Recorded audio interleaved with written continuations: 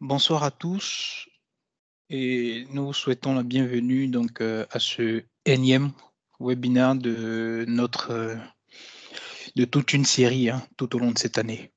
Alors, comme ça a été présenté, je suis Eudes Kwame, je suis consultant chez SC Digital. Je suis consultant notamment sur les solutions de collaboration Microsoft 365, aussi sur la cybersécurité et aussi sur l'adoption et la formation. Alors, comme je le disais tantôt, je travaille chez ST Digital. Alors, on ne peut pas présenter, déjà, on ne peut pas lancer cette présentation sans parler d'ST Digital qui nous fait le plaisir d'avoir ce webinaire. Alors, ST Digital est une solution de transformation, est une entreprise, voyez-vous, de services numériques. Et nous sommes panafricains, donc spécialisés bien sûr dans la formation digitale des entreprises, dans la transformation digitale des entreprises. Et nous sommes présents dans près de 7 pays, donc à savoir le Cameroun, la Côte d'Ivoire. Le Cameroun, c'est le siège principal, la holding et la Côte d'Ivoire pour faire suite. Nous avons le Congo, le Bénin, le Gabon et les deux Congos, à savoir Congo-Brazzaville et Congo-Kinshasa. Alors, ST Digital nous propose donc une gamme de services, notamment 6 gammes de services. Donc, nous avons 6 lignes de services. Donc, la première ligne de service, qui est le service, ce que nous offrons, la transformation digitale. Donc, nous apportons le conseil aux entreprises. Nous permettons également aux managers des entreprises de pouvoir monter en compétences, de permettre également la transformation de leur entreprise. Comme deuxième ligne de service, nous avons l'infrastructure cloud. Donc, nous proposons des solutions cloud à nos partenaires, à nos clients, et aussi des solutions de cybersécurité. Nous avons également des solutions métiers comme quatrième ligne de service, pardon. Et nous avons aussi la collaboration, le Modern Workplace. Donc, et pour terminer, bien sûr, pour tout ça, nous accompagnons nos clients, nos partenaires quant à la formation et à l'adoption de toutes les solutions qu'on a déployées. Alors, nous avons plusieurs partenaires, tels que, comme vous pouvez le voir à l'écran, dans Microsoft, dont nous sommes Gold Partner, et nous sommes également partenaires Oracle, Odoo, Jabra, Vim et Fortinet. Alors, pour ne présenter que cela, nous allons maintenant rentrer dans le vif du sujet tout en présentant l'agenda. Nous allons procéder à une introduction à Microsoft 365.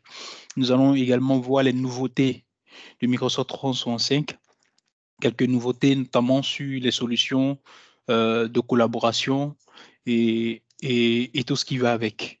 Et nous allons poursuivre avec la sécurité et la conformité, avec la solution de pointe de Microsoft, qui aujourd'hui est Microsoft Defender. Et nous allons terminer par une session de questions-réponses, juste pour vous permettre de poser des questions, d'apporter également des préoccupations, des amendements ou des suggestions. Donc, alors, on va démarrer avec le premier point, qui est l'introduction à Microsoft 365. On ne peut pas parler de Microsoft, on ne peut pas parler de nouveautés, sans parler de Microsoft en lui-même. Donc, cela dit, nous allons procéder. Nous allons voir d'abord l'évolution, comment est-ce que Microsoft a évolué et son impact également sur le monde du travail. Alors, ce sont des points essentiels qu'il faut connaître dans le but de savoir véritablement ce que c'est que Microsoft. Comment est-ce qu'il a commencé et vers quoi il est en train d'évoluer. Alors, Microsoft 365, il faut dire qu'il a été anciennement appelé Office 365, faisant référence bien sûr aux applications Word, Excel et PowerPoint. Au départ, c'est ce que nous tous on pensait, on disait au départ, c'est ce qui était. Voilà, parce qu'ils ont commencé bien sûr par là. Donc, mais au fil du temps, au fil des années, ils ont subi une transformation pour devenir vers une solution proposer des solutions plus complètes, donc qui intègrent donc les fonctionnalités de collaboration, de communication et de sécurité. Donc, Microsoft est passé d'un simple logiciel de bureau traditionnel, à des services qui sont basés désormais sur le cloud, donc qui vont permettre donc un accès facile aux applications et données de n'importe où. Vous êtes en Afrique, vous êtes en Europe, vous êtes aux États-Unis, vous êtes en Chine, en Asie, partout dans le monde où vous trouvez, vous pouvez donc travailler de façon simple, de façon simple et de façon productive. Voilà, donc Microsoft progressivement donc, va intégrer, comme je l'ai dit tantôt, des solutions de collaboration. Ces solutions de collaboration, on peut penser donc à Microsoft Teams notamment, et nous avons aussi le SharePoint pour la partie partage et aussi le OneDrive pour la partie stockage de données. Donc ces éléments-là, ou du moins ces solutions-là vont faciliter donc le travail collaboratif et en temps réel et le partage aussi de documents. D'accord? Au-delà de ça, il y a des fonctionnalités qui sont conviviales, qui sont intuitives donc, et personnalisables, bien sûr, qui ont été développées pour améliorer donc l'expérience de l'utilisateur, comme des solutions, par exemple, de suggestions intelligentes et aussi une interface adaptative, donc une interface adaptée aux utilisateurs. Donc, nous avons aussi la sécurité des données avec la solution de sécurité, bien sûr, dont on va parler de façon brève dans les slides suivantes, des solutions de sécurité des données et de conformité qui ont été vraiment véritablement améliorées au fil des années avec des fonctionnalités telles que, comme je le disais, de Defender, qui aussi des fonctionnalités de sécurité telles que le BitLocker, donc qui va permettre donc le chiffrement des disques durs, le chiffrement bien sûr des données. Donc toute cette technologie de sécurité, de chiffrement de données, tout ça, c'est avec la technologie BitLocker, donc qui vous permet donc de faire ça. Alors, il faut dire aussi que Microsoft continue de s'adapter aux défis, aux opportunités qui sont bien sûr en constante évolution dans le monde du travail. Voyons maintenant son impact. Donc, l'impact de Microsoft sur le monde du travail. Il faut dire que l'arrivée de Microsoft 365 a eu un impact bien sûr significatif sur le monde du travail. Ça va commencer tout d'abord par, il va favoriser tout d'abord la collaboration de façon transparente, donc au-delà des frontières. On a parlé de cela dans la slide précédente. Vous êtes en Chine, vous êtes en Europe, vos collaborateurs partout dans le monde, vous pouvez travailler avec eux. Et de plus, il y a la nature basée sur le cloud de Microsoft 365 qui va permettre donc une grande flexibilité, d'accord, pour permettre aux employés de travailler à distance et d'accéder facilement aux fichiers, aux applications depuis leur domicile ou un fast-food, un café où ils sont assis. D'accord. Alors, cette flexibilité-là va améliorer l'équilibre entre vie professionnelle et vie privée des utilisateurs ou des employés. D'accord. Et en termes de productivité, Microsoft 365 offre des fonctionnalités intelligentes, donc des suggestions, des modèles et une coédition, d'accord, pour faciliter donc les tâches. Il y a aussi l'automatisation qui réduit également les efforts manuels, d'accord, et aussi pour ce qui concerne donc la sécurité et la conformité, Microsoft 365 va donner la priorité à la protection des données grâce au cryptage et à la détection des menaces. Et pour terminer, bien sûr, les petites entreprises vont bénéficier donc d'un accès abordable à des outils de niveau vraiment professionnel, high level, quoi. Donc, ce qui va les rendre donc compétitifs sur le marché. Alors, tout ça, ça se résume donc en une seule slide. C'est que Microsoft. Progressivement, comme je l'ai dit, Microsoft est parti sur des solutions telles que Word, Excel, PowerPoint, juste pour créer des documents, pour créer du contenu. Et au fil du temps, et nous voyons qu'au niveau de la communication et de la collaboration de manière ciblée, Microsoft va intégrer donc Outlook et Skype, d'accord? Et pour la partie stockage et partage d'informations, il y a OneDrive. Et pour la partie organisationnelle, d'accord, de façon ciblée, quand je dis de façon ciblée, c'est de façon individuelle, de façon, c'est-à-dire moi, et personne ne peut venir, ne peut avoir accès à mon Outlook, à mon Skype, à mon OneDrive, à mon To-Do, d'accord? Tant que je n'ai pas partagé cette information-là à mon collaborateur, d'accord? Et au niveau des équipes, donc au niveau collaboratif maintenant, nous avons Teams. Comme son nom l'indique, c'est équipe. Donc, il nous permet donc de travailler en équipe, de collaborer en équipe. D'accord? Et pour la partie stockage et partage, alors si on veut travailler en équipe, on doit donc stocker nos informations sur SharePoint pour que cette collaboration-là demeure. D'accord? Et pour la partie découverte, nous avons Delve. Et pour la partie organisationnelle, nous avons Project, donc pour la partie gestion de projet. Pour ce qui est de la communauté, des communautés plutôt, nous avons Yammer. Yammer, c'est une association de sites SharePoint. D'accord? Quand on ouvre un site, pardon, c'est le réseau social plutôt de Microsoft. Donc, il faut dire aussi que c'est une association, d'accord, de sites SharePoint, parce que quand on se rend sur un site Yammer, on voit tout de suite du SharePoint derrière. Ok, donc c'est une association de sites SharePoint. Par exemple, comme les forums de Microsoft sont des sites SharePoint, d'accord, mais qui derrière, la technologie qui est derrière, c'est Yammer. Et nous avons le stream également qui nous permet donc de visualiser de visionner nos vidéos, les enregistrements tels que nous sommes en train de, nous sommes là en train de présenter, ce webinaire là. On peut le voir pour qu'il soit visible. L'enregistrement sera stocké quelque part dans un espace récapitulatif à la fin de la réunion. Et quand on a envie de visionner cet enregistrement, il faut juste cliquer. Quand on clique dessus, ça nous renvoie directement sur l'espace stream. Donc aujourd'hui, on va voir plus tard. Aujourd'hui, ça n'ouvre plus. On peut ouvrir, bien sûr, on peut ouvrir cet espace-là, mais désormais, il est possible de regarder les enregistrements directement à partir de Teams. Sinon, avant, ce n'était pas possible, où il fallait cliquer. Quand on clique sur la vidéo, paf, ça nous renvoie en ligne, ça nous ouvre Stream. D'accord? Et pour la partie organisationnelle au niveau des communautés, nous avons Planner pour terminer. Et ainsi de suite, Microsoft va regarder les besoins des entreprises pour dire, OK, il y a des processus métiers qu'il va falloir automatiser. D'accord?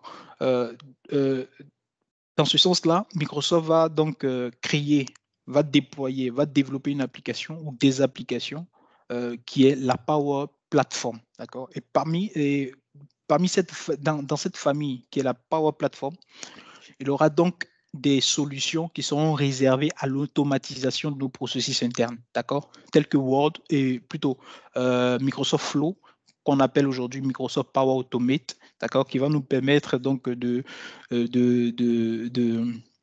d'automatiser nos processus métiers, donc qui va nous permettre de créer des flux, d'accord, des flux de données, des flux de métiers pour pouvoir travailler convenablement. Et pour la partie Power Apps, il s'intègre aussi à Power Apps, d'accord? Flow s'intègre à Power Apps et vice-versa.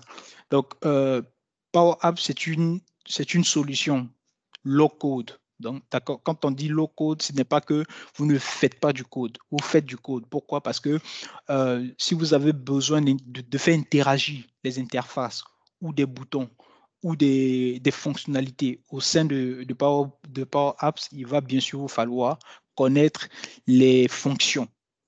Donc, les fonctions Excel.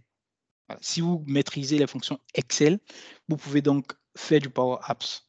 Donc, pour ce qui est de l'interface utilisateur, ce sont des glisser-déposer. Vous prenez les composants, vous les mettez sur l'interface et vous les positionnez tels que vous le souhaitez. Et par derrière, vous pouvez donc, pour faire interagir maintenant ces composants, il faut bien sûr des fonctions Excel ou du moins des fonctions propres maintenant à Power Apps pour pouvoir développer cette application-là et le partager, le publier dans votre organisation. Et il y a la partie optimisation donc, qui améliore la vie du salarié. Donc, avec My Analytics, aujourd'hui, c'est Viva. Donc, je crois que vous, vous le remarquez très souvent.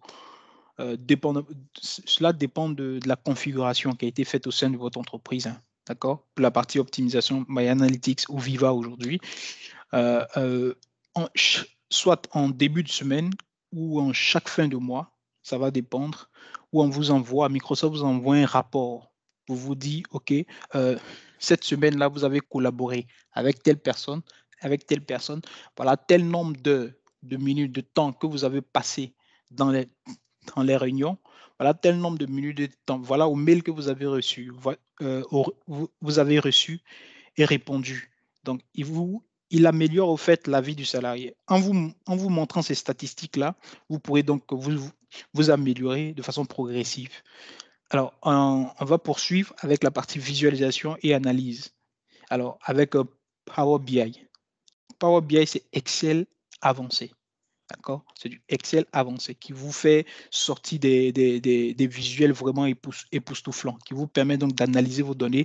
Et ça va même au-delà de ça. Vous pouvez voir vos données, visualiser vos données en temps réel. En temps réel.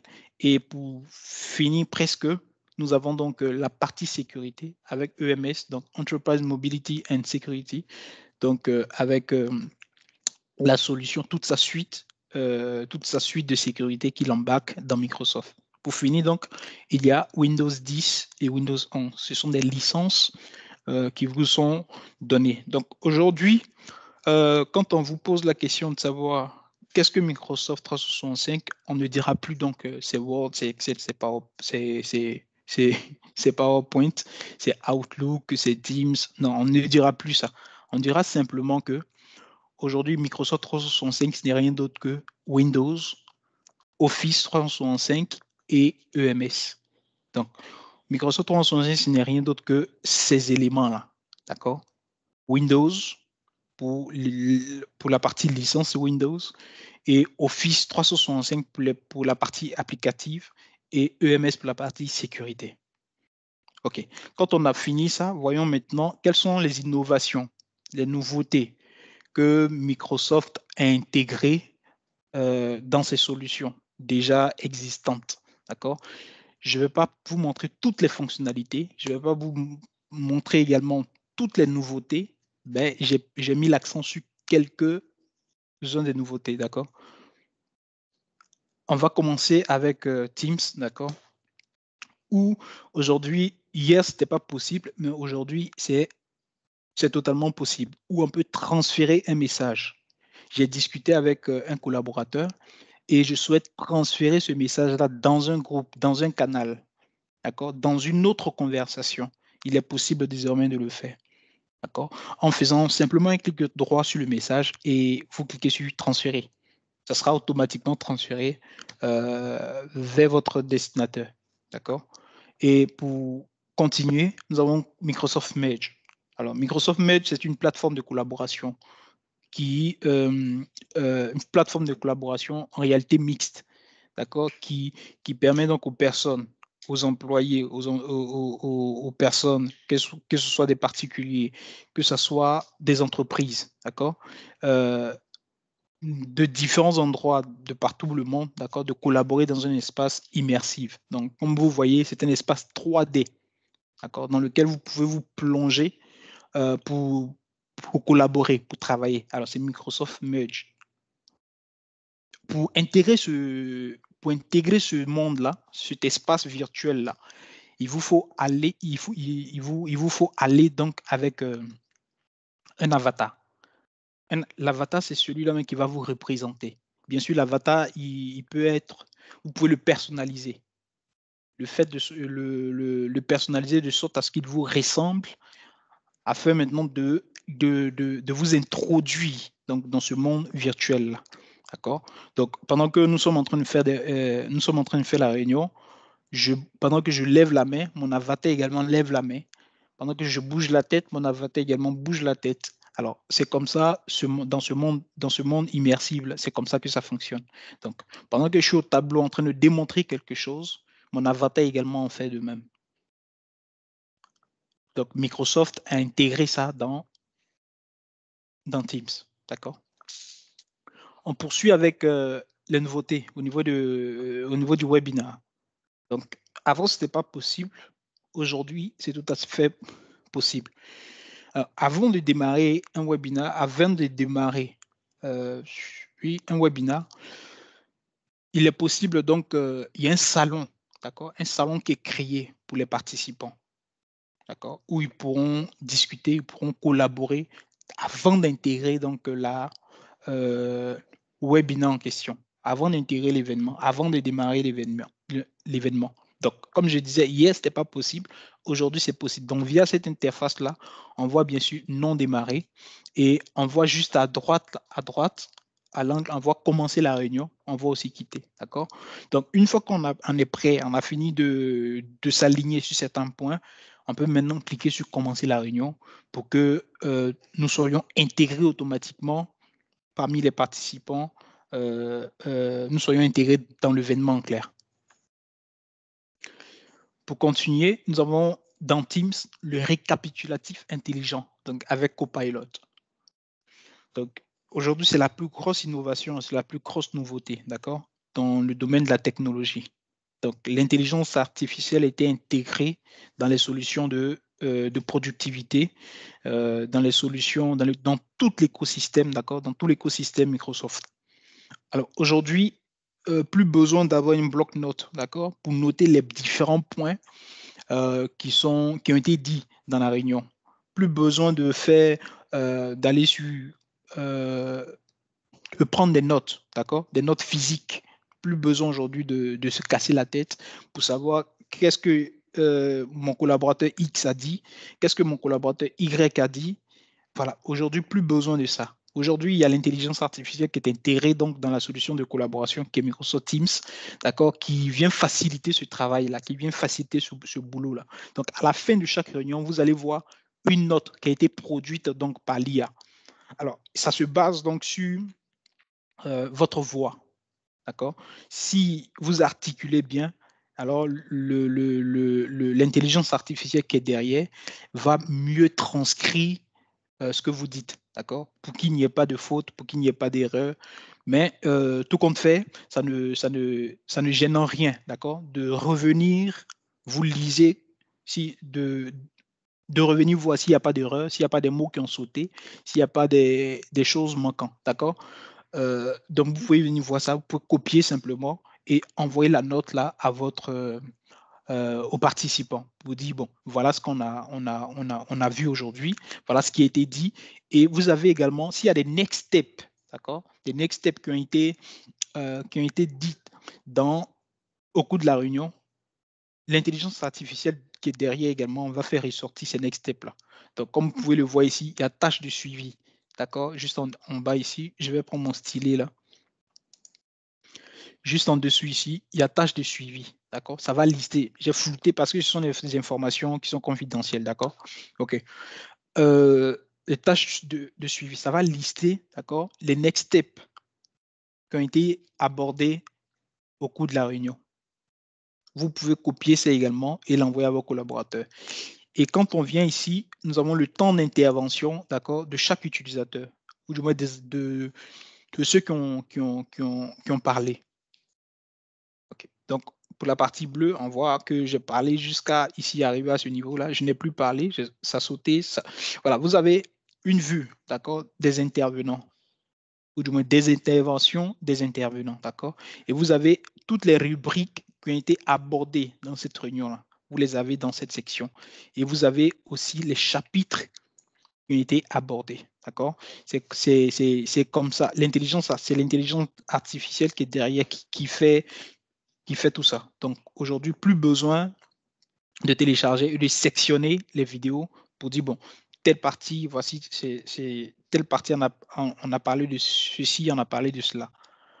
Vous voyez? Donc aujourd'hui, l'intelligence artificielle fait tout le boulot pour nous. Il suffit simplement de savoir où ou s'orienter et continuer. J'aimerais bien, j'avais bien voulu poursuivre donc les nouveautés sur Microsoft Teams, mais on ne va pas finir, d'accord? On ne va pas finir ce webinaire si je veux poursuivre. Donc, je me suis réservé donc de m'arrêter là pour la partie Microsoft Teams et on va voir bien sûr Outlook, les nouveautés de Outlook. Comme vous pouvez le constater, le logo là, je ne sais pas si ça vous semble familier. C'est le nouveau Outlook, c'est comme ça qu'il se présente. Toutes les fonctionnalités ne sont pas encore déployées, d'accord? Actuellement, ils sont en pré-version. Donc, certaines personnes peuvent bénéficier déjà des fonctionnalités du nouveau Teams, du nouveau Outlook. Il y a aussi le nouveau Teams, voilà, pour bénéficier des fonctionnalités du nouveau Outlook. Vous pouvez le télécharger, c'est simple. Donc, quand vous êtes dans l'ancien Outlook, il y a un bouton juste en haut qui dit passer au nouveau Outlook. Quand vous cliquez, il va télécharger le nouveau Outlook et vous pouvez l'ouvrir et expérimenter également tous ses potentiels. Alors, ça va venir renforcer ce nouveau Outlook-là, va venir renforcer la productivité, ça va venir apporter également plus d'innovation, d'accord? Ça va vous permettre donc de mieux écrire, avec l'intelligence artificielle qui est intégrée, qui va vous permettre donc de mieux écrire vos mails, de mieux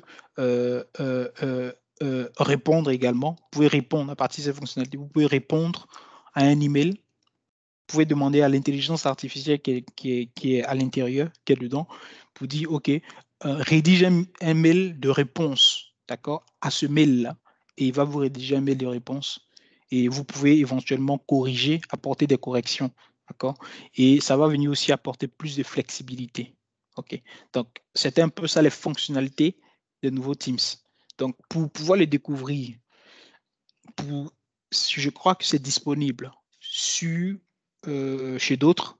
Donc, certaines personnes peuvent le constater, d'autres non. Ben, chez moi, oui. Alors, il faut rappeler que Copilot n'est pas déployé totalement dans notre entreprise, hein, d'accord? Le Copilot for Microsoft, on va le voir dans les nouveautés.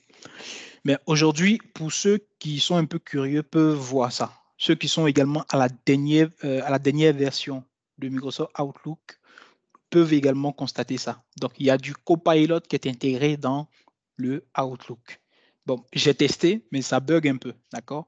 Ça bug, mais juste pour vous faire comprendre que c'est bel et bien disponible aujourd'hui.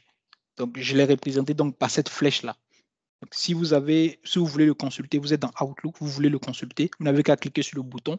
Son espace de discussion va sortir. Vous pouvez lui poser des questions. OK, réponds à ce mail, réponds à telle personne ou donne le résumé de ce mail-là parce qu'il est trop long. Je veux donc simplement le résumé de ce mail-là. Il va vous ressortir toutes les informations que vous lui demandez. D'accord? Alors, c'est que nous introduit donc dans les nouveautés de Microsoft 365 avec Copilot. D'accord? Donc, les fonctions aujourd'hui, Copilot, nous le savons tous, c'est un modèle qui fonctionne sur le GPT-4. D'accord? GPT-4, quand on va sur ChatGPT, on voit que il y a la version 3.5 et il y a la version 4. Pour pouvoir passer à la version 4, il faut payer, bien sûr, l'abonnement. Il est mensuel. Je crois que c'est 20 $. Voilà. Mais quand vous êtes sur Copilot, Microsoft Copilot, il est totalement gratuit. Vous avez le ChatGPT version 4 qui est totalement gratuit. Ce modèle-là peut voir, d'accord? Ce modèle-là peut entendre. Ce modèle-là peut tout faire. Vous pouvez lui demander de vous générer une image. Il va vous générer l'image. Vous pouvez lui demander une ressource pour dire que, OK, cette ressource-là, je la veux en lien. Il va vous la faire sortir. Cette ressource-là, je la veux en vidéo, en image. Il va vous faire sortir toutes ces informations-là. Alors, niveau fonctionnalité de Copilot, il faut dire que toutes les fonctionnalités ne sont pas disponibles sur tous les navigateurs. Voilà pourquoi j'ai départagé. Il y a la partie Chrome, d'accord? J'ai pris le navigateur Chrome et le navigateur Edge. D'accord? Au niveau du navigateur Chrome, on a tout simplement, vous pouvez faire des recherches avancées, d'accord, qui sont basées sur l'intelligence artificielle. Vous pouvez également avoir la protection des données commerciales avec Copilot. D'accord? Cela voudrait dire quoi? il y a de la confidentialité, vos données là, de la confidentialité. Quand on parle de confidentialité dans Copilot, c'est-à-dire qu'il n'enregistre pas les conversations, d'accord? À la différence de ChatGPT, qui, lorsque vous discutez avec lui, il va créer des discussions, une liste de discussions. Donc, ce qui n'est pas possible pour la confidentialité des données, donc pour la sécurité de vos données, de vos informations.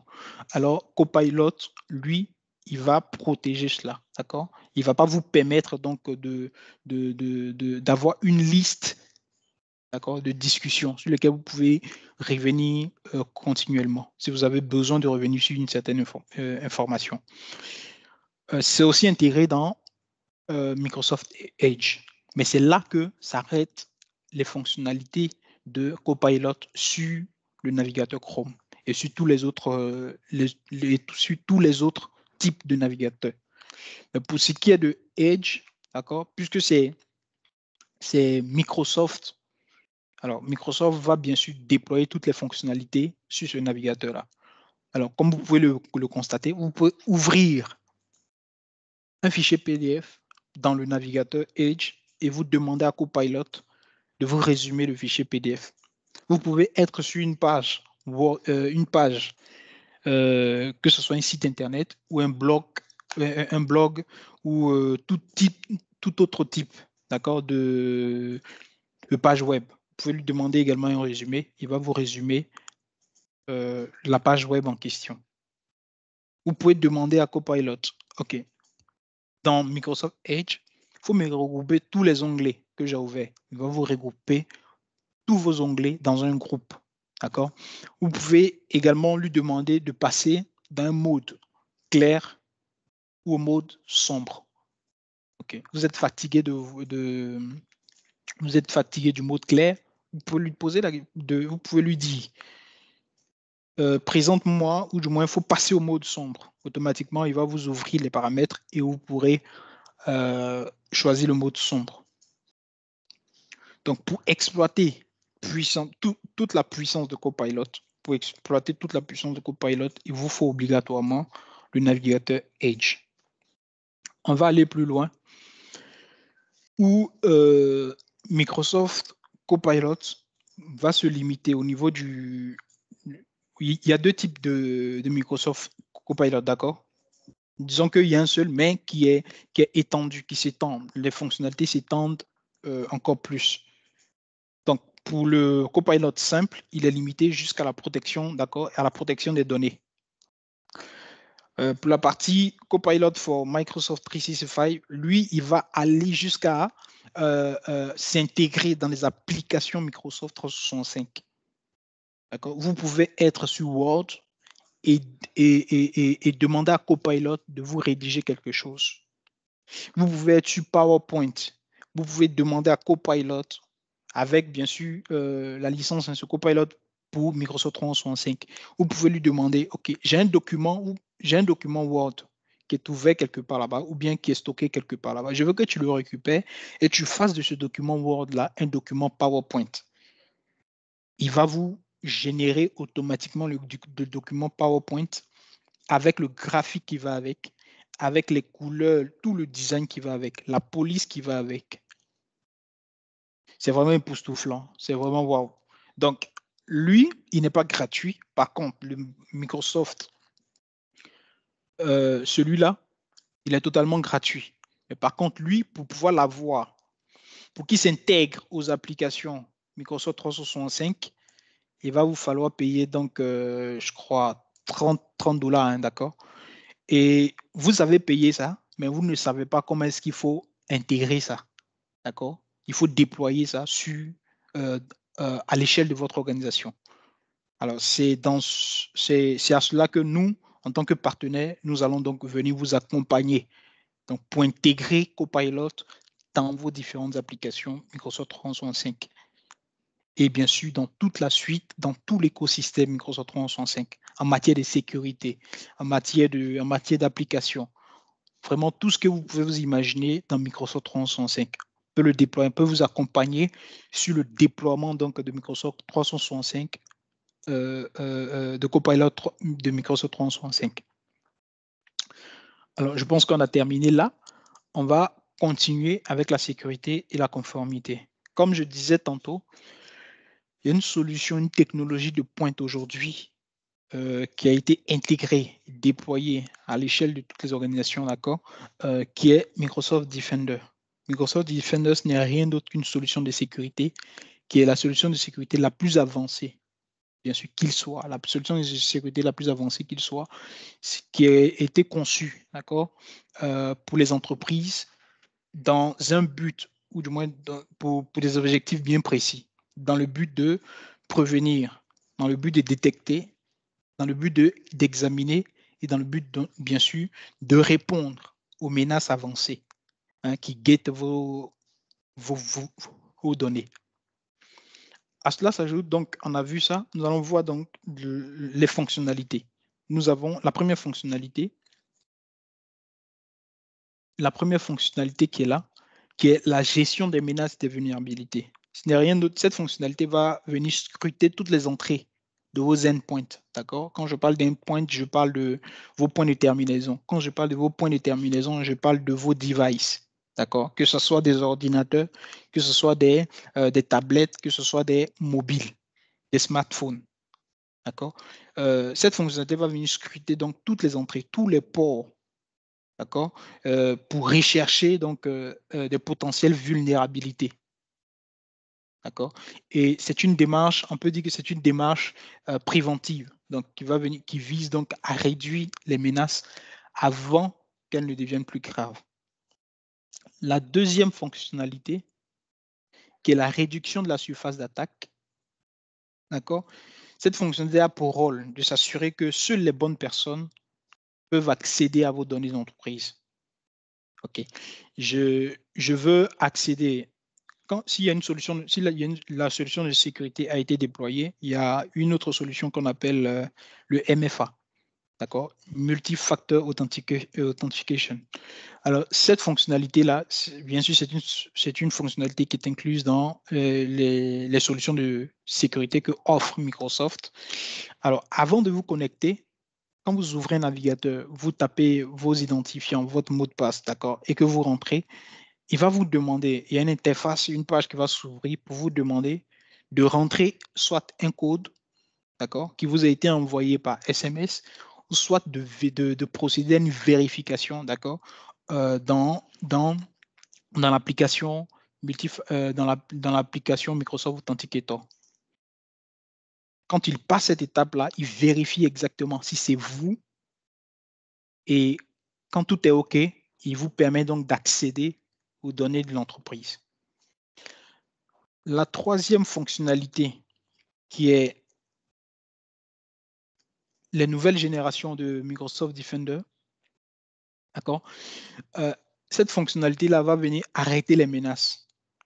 Quand je parle de menaces, ce sont les logiciels malveillants, donc les ransomware, les logiciels en tout cas malveillants, qui sont basés sur les fichiers, qui sont basés, les logiciels également espions, d'accord? Cette fonctionnalité-là va venir arrêter ces menaces-là automatiquement. Et pour la quatrième fonctionnalité, ça va venir donc, c'est la détection. Il s'agit donc de la détection des réponses des points de terminaison. Alors, cette fonctionnalité va permettre, d'accord, de voir et d'enregistrer les intrus. Quand je parle d'intrus, nous le savons tous, ce sont les vulnérabilités, ce sont les attaques donc, de votre réseau informatique. Cette fonctionnalité va faire appel donc aux outils avancés, donc les outils avancés du Defender pour déclencher les alarmes qui va permettre donc de réagir directement au problème et à l'appareil ou le fichier qui a été attaqué. Et pour terminer, comme cinquième fonctionnalité, nous avons l'enquête automatique et l'assainissement. Cette fonctionnalité va agir comme un analyste de sécurité qui va fonctionner 24 sur 24 et 7 jours sur 7 pour protéger votre entreprise. Donc, à cela, bien sûr, va venir s'ajouter l'API. Vous pouvez intégrer un API dans Microsoft Defender, donc à l'échelle de votre organisation. D'accord? Alors, ici, on peut remarquer que on peut remarquer un certain nombre d'entreprises, IDC, Gartner, Forrest, d'accord? Et quand on lit en dessous, on voit qu'ils disent que Microsoft est nommé leader de la sécurité des points de terminaison. Donc, quand on suit encore, voilà. Et c'est tout ce qu'ils disent, d'accord? Donc, ces entreprises-là, ces entreprises que nous voyons là, sont spécialisées dans l'évaluation et le test de logiciels de sécurité informatique. Alors, cette slide-là, ces entreprises en question vont venir à tester, d'accord? Vont venir à tester le leadership de Microsoft dans ce domaine, dans le domaine de la sécurité. Donc, grâce à la solution de sécurité avancée qui est Defender. On peut poursuivre via un rapport, d'accord? Un rapport qui a été établi en 2022, en décembre 2022, qui a été établi par l'entreprise que nous avons vu tout à l'heure, Gartner. C'est le cadran qui a fait sortir, d'accord, une figure qui est le cadran magique, d'accord. Donc, ça montre donc, ce cadran-là va venir montrer donc la position de Microsoft en tant que leader des solutions de sécurité. Mais comment est-ce que ça se fait? Voilà Microsoft ici, d'accord? En tant que leader de toutes les solutions de sécurité dans ce cadran.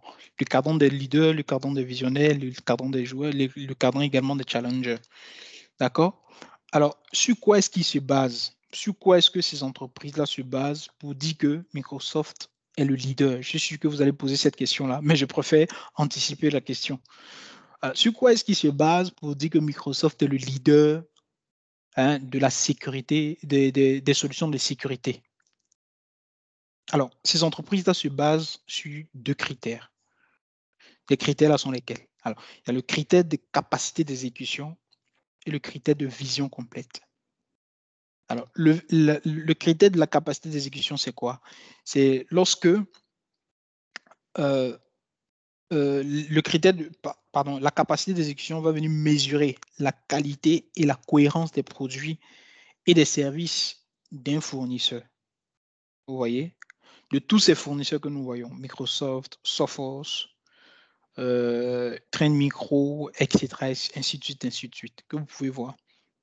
Donc, ça va venir mesurer la qualité et la cohérence des produits et des services de chaque fournisseur. Tandis que la vision complète, elle va venir mesurer la capacité à anticiper et à répondre aux besoins sur le marché, aux besoins du marché. Alors, c'est sur ces 2 critères-là que ces entreprises positionnent donc Microsoft en tant que leader, d'accord, de toutes les solutions de sécurité. Alors, je pense que je vais m'arrêter là. Nous en avons fini. Je ne peux que vous remercier et je reste ouvert à votre question. Donc, Bonsoir à tous, Yolric, cabinet Ellipsis. Donc, merci Eudes pour cette brillante présentation. Alors, moi, j'aimerais bien revenir sur, en fait, c'est surtout bien comprendre la manipulation par rapport au compte rendu sur Teams. Là. Ça allait un peu vite et je n'ai pas très bien suivi à quel moment l'interface, est-ce qu'il y a une fonctionnalité qu'on doit activer avant de démarrer la réunion ou est-ce que c'est quelque chose qui se fait de manière automatique par l'IA? Merci. d'accord, ok. Je vous remercie pour votre réponse et pour votre question. Alors, il y a toujours quelque chose, une action manuelle à faire. C'est comme on vous dit que quand vous avez un tenant, quand vous avez un nom de domaine, alors tout est sécurisé. Donc, c'est par but de langage qu'on dit que tout est sécurisé. Les solutions sont là, sont déployées. Maintenant, à nous maintenant de savoir où s'orienter pour pouvoir activer ces fonctionnalités-là. D'accord? Donc, vous pouvez l'avoir déployé, mais avant de le déployer, il y a la licence que vous devez acquérir. Donc, une fois que vous avez acquis la licence, il y a une autre étape qui vient. Donc, l'étape de la configuration, ou du moins l'étape du déploiement de cette solution-là, d'accord, à l'échelle de votre organisation. Donc, il y a toujours une action humaine Donc, quand on dit aujourd'hui que la machine va venir remplacer l'humain, c'est archi faux. D'accord? Il y a toujours une action manuelle qu'il faut. Donc, si vous avez cette fonctionnalité, elle est disponible si vous avez Microsoft Teams Premium. D'accord? Cette fonctionnalité est disponible. Maintenant, à vous maintenant de déployer cela à l'échelle de votre organisation. Et tout se passe dans le centre d'administration de Teams en question. Cette fonctionnalité encore est disponible quand vous avez Copilot. D'accord? Quand vous avez Copilot, vous avez automatiquement cette fonctionnalité-là, mais surtout Copilot for Microsoft 365. Donc, j'espère que j'ai répondu à votre question.